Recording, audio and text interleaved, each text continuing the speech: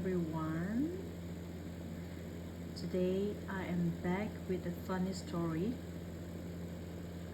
but I will be narrating this story in Rongmei dialect. นี่เสียงขอโทษติมสร้างปูแลริกสร้างปูหอยขณะนี้ให้ best friend นี่ตา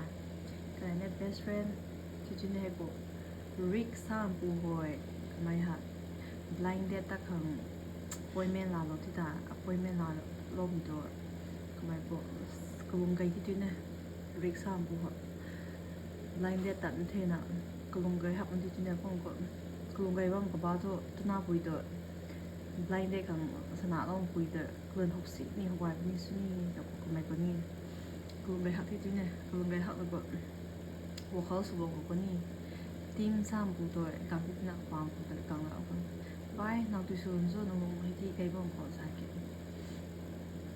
ริกเลยนะไอ้ blind date ตัดมันสิให้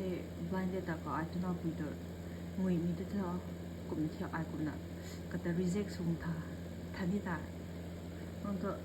เตรียมเลยนะบายก็ไม่ตัวเราลงเกลียวก็ไม่ situation ของตัวแอปขัดไม้ตรงนี้สิขังสาธิตาแอปขัดสิไม้ตรงนี้ให้แอปจันก็ตัว Mom are you okay ให้ในแอปจันเด้อเฮ้ are you okay นะมิ are you okay นะมิเนี่ยแอปจันนะมิเนี่ยเด้อ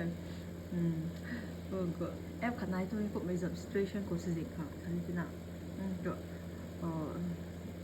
กระเพาะปูก็cũng chưa sử dụng thảo của mấy app của sản品nào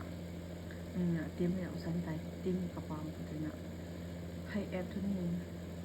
nào là nó bùi tôi nó giảm bánh đấy tặng bùi tôi mùi nghe sản thế thôi nào là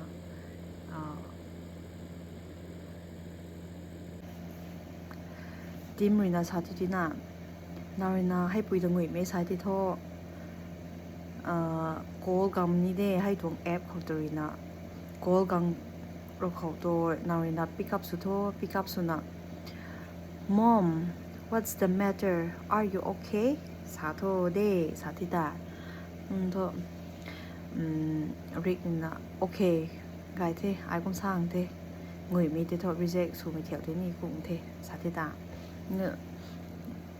cái thế nó có bao nhiêu tiền nào của giải khởi của blind date tận về tìm mình càng thứ gì đó blind date tìm mình tăngเราตัวให้ Rick ตัว blind date ตัดที่จุดนั้น blind date ตัดเราตัวน่าปิดตัวกลุ่มหัวจริงๆนะทำไมตัวงุยที่ใช้น่าปิดตัวก็งุยนั่นแหละจริงๆนะน่าปิดตัวมันตัว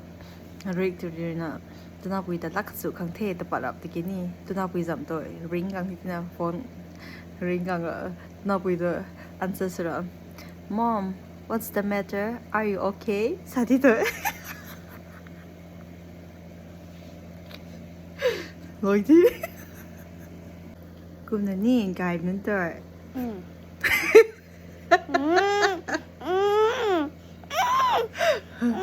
กูหลังจากนั้นก็ขันปากก็ขันกุดไหนด้วยริกกูน่ะจบบ้าไม่